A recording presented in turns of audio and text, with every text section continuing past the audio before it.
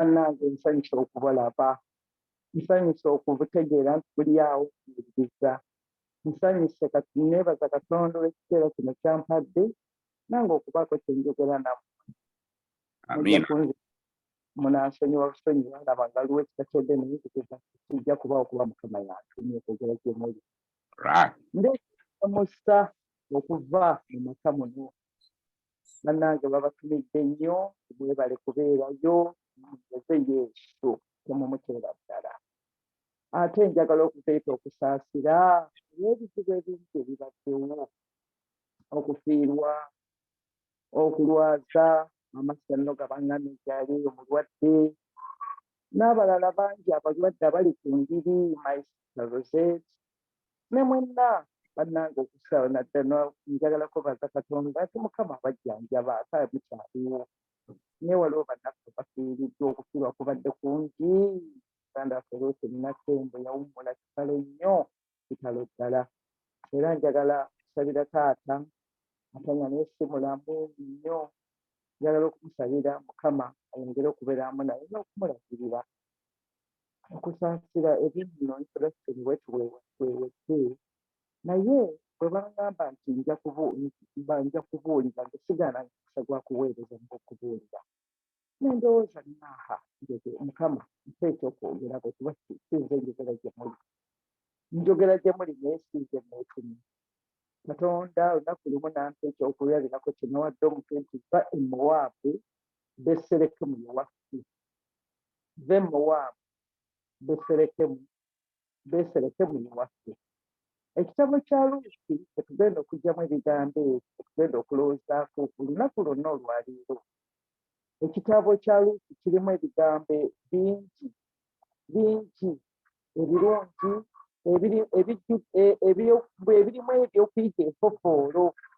Mwabali oyinza okuba temukyabikikiro ga mwalwerabira naye enfofoolo ebintu ebingi ebikwata mukazi Luusi eyali omukyalo Omumowaabu n'afumbira omusajja Omuyisirayiri munnaggwanga ono Luusi n'afuuka jjajja wa Dawudi, omusajja omutukuvu ne leero. Luusi era abasomye Bayibuli kimanyi bulungi nnyo eyavaamu Mukama waffe Yesu Kristo eyatulokola. Ekitabo kya Luusi essuulemu n'olwokubiri mujja kunsasira ebyokuyiga tugende nga tubiyitamu mangu kubanga baagalwa mmanyi tugenda kukola. Mulimu amannya, essuula emu olunya olwokubiri, Luusi essuula emu olunya olwokubiri, mulimu amannya agajjudde ebyokuyiga n'ebyokulowoozaako ate nga byonna bikulu. Olunya olwokubiri lugamba nti omusajja eyali ayitibwa Ebimereki mukazi we nga ye Nawomi, batabani baabwe bombi, omu nga ye Maloni omulala nga Kiriyoni. Njagala tukoma abo nti abantu abo abaali mu nnyumba ya Efulaati baava mu Besirekemu eky'Obuyudaaya ne batuuka mu nsi y'e Mowaabu.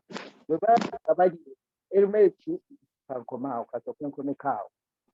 Bassebo ne bannyabo, ekitabo kya Luusi kirimu ebigambo nga bonna bategeezezza, ate kirimu amannya, mulimu Erimereki, mulimu Nawomi, mulimu Olupa, mulimu Luusi, mulimu abalenzi bali ababiri, mulimu Mowaabu, ate ne tula ne Besirekemu.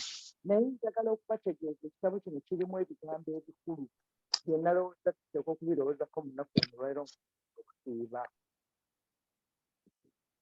Mowaabu yajja atya? Erinnya Mowaabu yajja atya? Mowaabu, Luusi, omwami Luusi eyazaala muwala we omukulu omwana, era omwana n'atuumibwa Mowaabu. Era nga Mowaabu erinnya litegeeza nti awe okuva Katonda. Enjala bwe yagwa, Erimereki n'adduka n'agenda n'ava e Besirekemu n'agenda e Mowaabu, n'addusa famire ye n'agitwala e Mowaabu. Naye njagala okubuuza, mbategeezezza nti Mowaabu kitegeeza okuva ku Katonda oba awessa emikono. Besirekemu kubeera kumpi ne Katonda. Mowaabu kuva ku Katonda. Erimereki yali musajja Yudaaya mu Isirayiri, naye enjala kasita Katonda bwe yayigiranga abantu be nga bakubamu obuswana. Omulundi guno waliwo embeera eyaliwo nga Abayisirayiri balina obuntu bwe bakolakula bafudde Katonda waabwe. Katonda n'ateeka enjala mu Besuseemu. Naye Erimereki kyangu ate nga ebyawandikwa bitutegeeza nti Erimereki yali musajja atalina ddala. Era mu bantu bonna abali bali okuyokusenga Erimereki baasigalayo e Besuseemu. Naye nti Erimereki n'addira famire ye, mukyala we n'abaana be n'abatwala e Mowaabu. Bwe tutunuulira ebigambo ebikwata ku Mowaabu, tukimanyi bulungi nti eggwanga erya Mowaabu lyabonyaabonyanga Isirayiri. Bwe balinga mu lugendo baatawana nnyo ne Mowaabu, Abayisirayiri baatawana nnyo ne Mowaabu. Naye Erimereki embeera etabuse awali Katonda e Besuseemu, adduka agenda mu Mowaabu, agenda eri omulabe. Ekyo nno njagala okusooka okubuulira abaagala, bwe embeera bwe kutabukira olaga wa? Embeera bwe kutabukira weekuusa ku baani? Embeera bwe kutabukira we gy'owulira nti oyinza okuddukira. Nsaba mugiteete eggwanga eryali mulabe w'Abayisirayiri, naye Erimereki n'adduka n'agenda Mowaabu. Bwe nabadde nsoma Bayibuli yange n'obutabo obumu, kyandaze nti Isirayiri yali apurezentinga Katonda, Mowaabu yali apurezentinga Setaani. Abaagala tuli ku muti ogugamba nti va e Mowaabu Besuseemu itwa. Kati bwe tuba tugenze kusuula mu lunyiriro lw'okusatu, Erimereki bwe tutajja kusoma nnyo olw'obudde abaagala, nti kale kansoma nti Erimereki n'afa. Nyabo omubuulirize sooka mbadde nkusabaamu katono. Bannange mbadde nsaba ffenna tumyutinge tuleke omubuulizi yeeka nga tamyutinze. Weebale nnyo. Kale nnyabo genda mu maaso. Mbadde mbategeeza nti Erimereki yaddukira Mowaabu, naye bwe nabadde nsomera obutabo bumu nga ngenda noonyereza egyange bye nadde noonyereza nga tulaba olunaku lwonna, twalabye nti Isirayiri apurezentinga Katonda, ate Mowaabu kwegamba ayimirirawo ku lwa Setaani. Era tumaze okulaba Mowaabu yajja atya okubeera Mowaabu. Naye omwana wa Katonda Erimereki Omuyudaaya mu Isirayiri afuna obuzibu, adduka agenda e Mowaabu. Ekyennaku buli nnyo olw'okusatu n'amusomyeyo lwagambye nti Erimereki bwe yatuuka eyo ng'adduse enjala, so nga ate bali abaasigala mu Yerusaalemi bangi nnyo abatafa njala. Naye nti olunnyo olwokusatu lwagambye nti Erimereki bwe yatuuka eyo n'afiira e Mowaabu. Ekyo nno kyannaku, ekyo nno kikaabya amaziga. Omusajja ono yadduka butafa njala, naye ate ekikaabya amaziga nti ne bwe yatuuka ate eri n'afa. Naye ekyaleeta obuzibu mu Erimereki yali tamatira.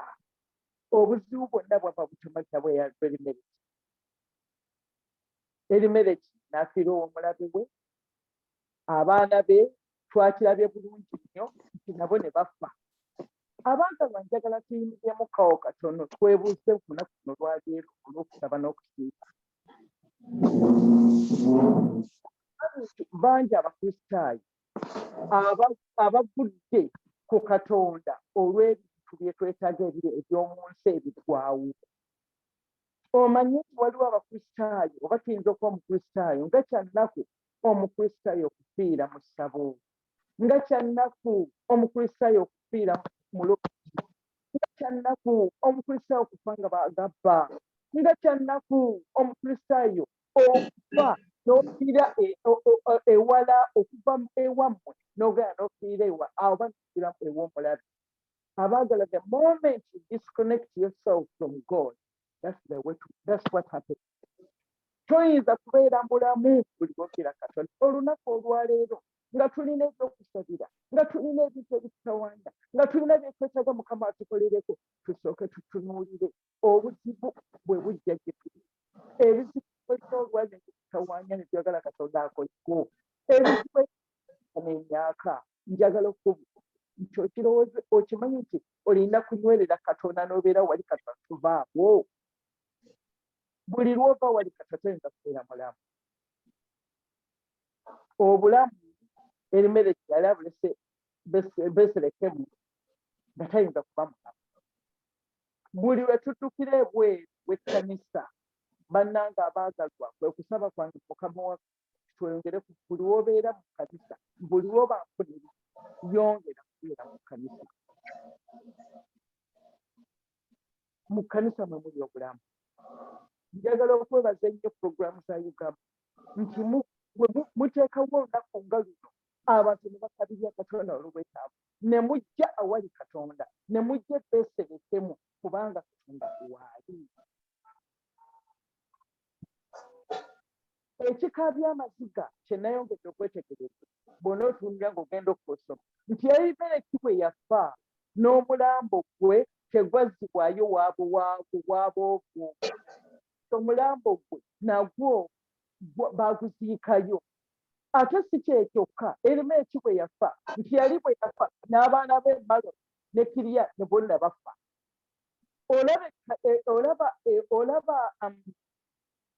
olaba na bwezikirya bweggwawo olaba na bwezikirya bweggwawo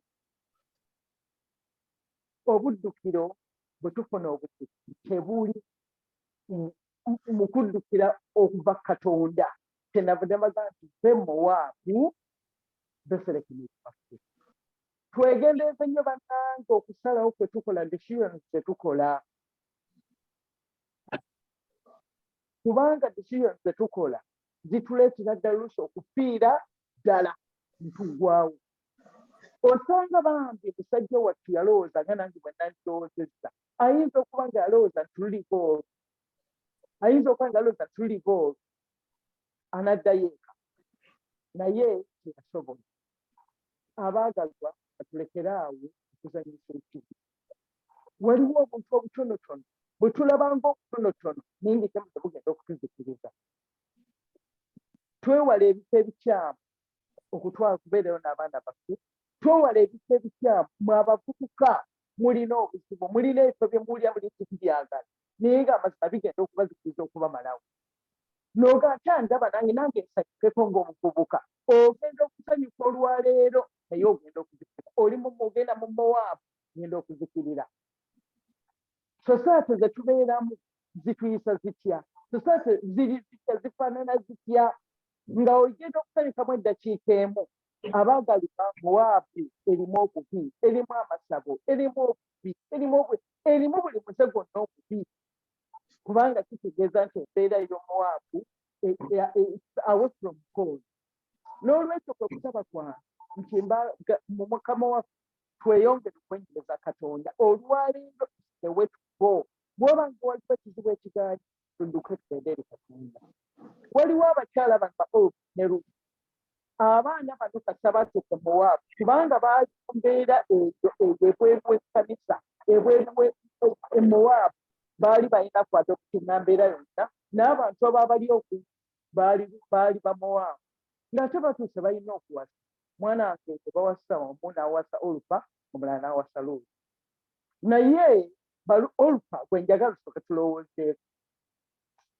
ba Olupa be bantu be tutandika olugendo nabo mu biseera eby'obuzibu tetutera kubeera nabo okumaliriza ebyali nga bwe tunaagendayo tusoma mujja kulaba ebyali ku Olupa ba Olupa be bantu be tutandika nabo naye tetutera kumaliriza nabo ng'olina Olupa mu bulamu obwo ba Olupa bo babadde kusavinga papas omanye oluganda lutono ekibaleeta kujja kusavinga papas kasa papas eyeggwa nga baddukawo nga bagenda toddayo kubalaba olina Olupa mu bulamu obwo mwe abavubuka abalenzi abaana n'abalenzi mulina emikwano naye nga ba Olupa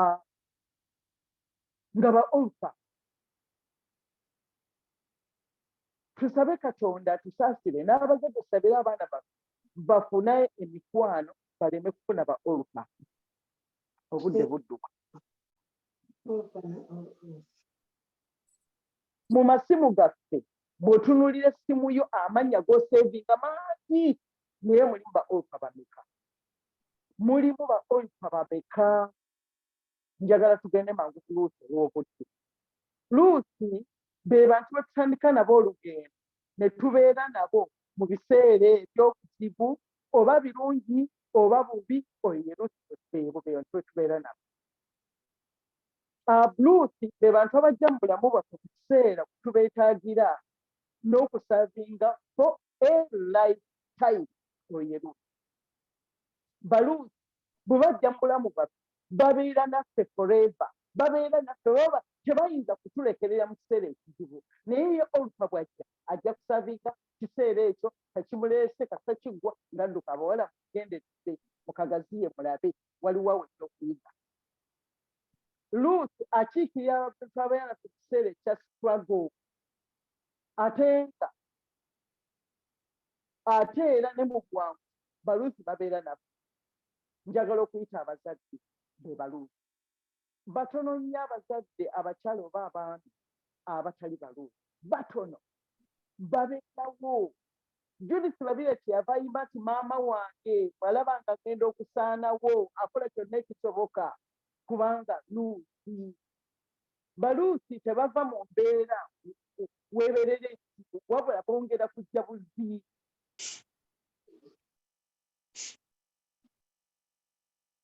baluusi ne bwe mufuna obutategeeragana baluusi basigala weebali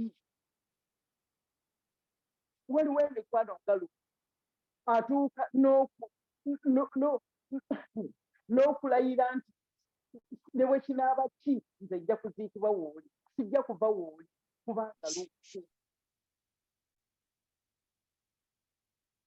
luusi atuuka ekiseera n'ava mu mbeera okubeera nti kwana nafuuka owooluganda abaagalwa bantu ki b'oyita okubeera mikwano gye abavubuka abawala n'abalezi bantu ki olina ba olpa olina baluusi fe abakulu abakuze tulina ba olpa tulina baluusi mwani mukwano gwani gweyita mukwano gwo nze njagala kwebaza Katonda kubanga Mukama alina baluusi Rosety Kintu Namwanje Chief Mairu era oluusi tomuga ati maama wa Jennifer Kintu baluusi bange Luusi Ssennoga baluusi oyo luusi wange mukyala Ssente zatwalabagana emyaka mabegeyeyeyo mabega naye ekyewuunya kya Ssenteza mukwano gwange kyo ate luusi wange n'ayogera ki n'aleka ki mukyala Ssegawa basisita bange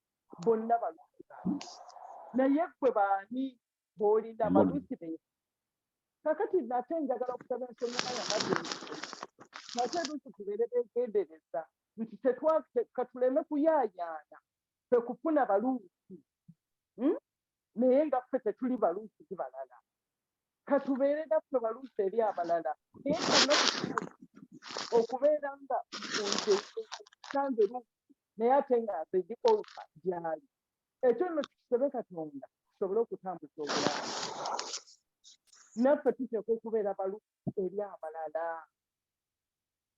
tujja kwongera tukkaanya we tunaamalira samoni zino zonna olunaku lwonna nga tutegete tutuse ku kinyusi ne ku mutwe kiva emuwaabu olinde bbeke tulina bantu ba mirundi 5 waliwo abantu abaliwo abajja okusavinga for a moment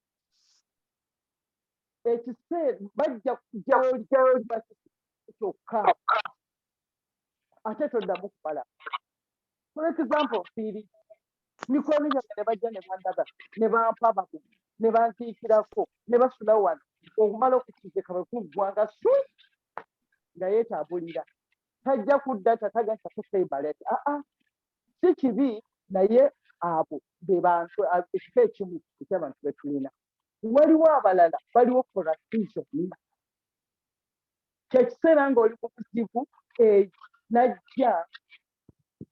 najja ajja akuyise mu buzibu ng'okufiirwa bulwadde n'ebirala byonna waliwo omuntu w'okusatu aliwo okusavinga gyendi oba gy'oli for a purpose bajja nga olpa bajja lwakigendeerwa oluusi n'okumala ekiseera nga oluusi nakumala bajja nga bajjiridde ensonga omwami najja naga nti njagala kuwasa oyo yajjiridde ensonga kuwasa naye ate tetwagambye eri nti omwami ojja kukiraba eri nti ate omwami gwokukyala ayinza okubeerawo for lifetime.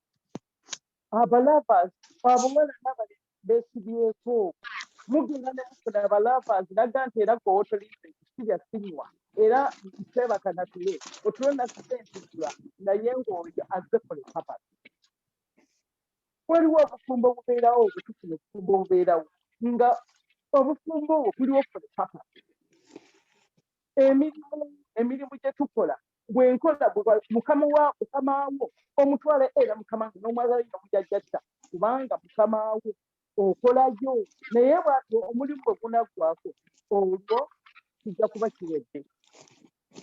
Waliwo abaliwo abasavinga for a reason ng'ekimuleese kiwedde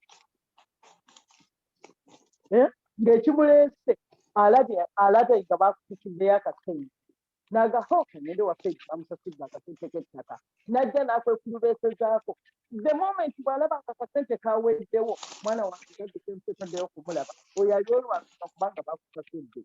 Waliwo abantu abaliwo benjagala okusenjayo abasavinga gye tuli for lifetime. Mu nsonyi ebitona twogera bwe nti ku nsonga wejja okugyayo amakulu gwekituusi waliwo abaliwo nga baliwo for lifetime. Bano mu biseera ebisinga okubeera mu biseera ebisinga obungi batera kubeera bazadde omwagalwa kyalo bw'omwana ab'eŋŋanda bano be batera okubeera naffe for lifetime. Oba oli bulungi oba oli mu buzibu oba oli muki oyo abeerawo talina tavaawo abaganagambe obuzibu bwe bujja tavaawo bw'obanga obwadde weetaaga Katonda abeerawo bw'obanga olyota abeerawo bw'obanga oli musanyu abeerawo oyo budda oyo abaagala yirusi twejogerako.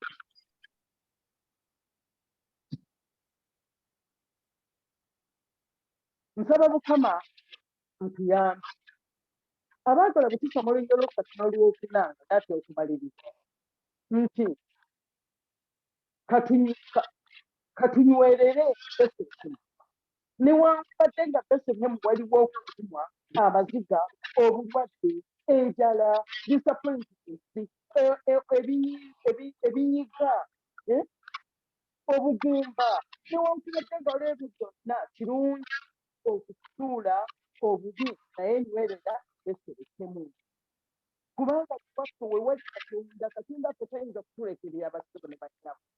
N'olwekyo basebo abalowooza okukola nti okusaba nakusa Mukama abawomukisa ate mweyongere kutukwatira ddala tewaliwo kijja kundekera kuva Katonda mu buli mbeera yonna ate Katonda ensonga zaffe zonna azimanyi. Nsaba Mukama atuyambe tubeere balungi eri abantu abalala ate nabo naffe Katonda tuwe balungi mu bulamu bwaffe katuleme kubeera ba olfa. Si kibi okubeera ba olfa naye nandyagadde nti kubeera olfa manya kubeera luusi oba kufuna mukwano nga luusi so si olfa. Obanga kyoyagala kwe kusaba kwange nawe kibe kati nawe kiba okolera abalala bannange Mukama bampeereza Mukama atubeere nga tutandika olunaku luno olw'okusaba n'okusiiba tuve Mowaabu awatali Katonda akulezetinga Setaani tujje tubeere mu Bethlehem kubanga Katonda affe bw'ali ate Bethlehem kitegeeza nti Katonda kwega tuline Katonda affe. Abaagala munzikirize Mukama basabire Mukama atuwe emikisa ffenna tukole kye tuteeka okukola ku bwa Yesu Kristo Mukama waffe. Amina. Amina Amina nnyo.